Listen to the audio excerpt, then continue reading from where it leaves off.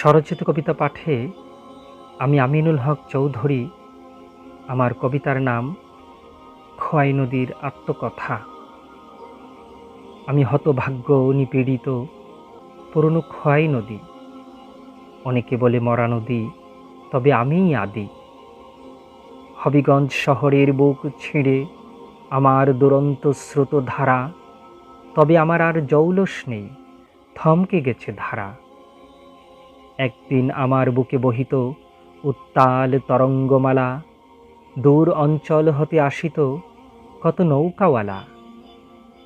পণ্যবাহী যাত্রীবাহী কত নৌকার চলাচল, আমার বক্ষ ভরা ছিল কত না স্বচ্ছ জল। এখন সবই পুরনো ইতিহাস, কারো কাছে তা কল্পকথা, কিন্তু নিরলে ভিজে যায় আমার চোখের পাতা। আমার বুকে গড়ে উঠেছে অট্টালিকার সারি, কেউ শোনে না আমার মনের নীরব আহাজারি। আমাকে বানিয়েছে ময়লার ডিপু, নষ্ট করেছে পরিবেশ, হয়তো একদিন করে দেবে একেবারে শেষ। খানিক বৃষ্টিতেই ডুবে যায় এখন অফিস আদালত হাট, আরও ডুবে যায় বসত ভিটা শহরের মাঠ ঘাট।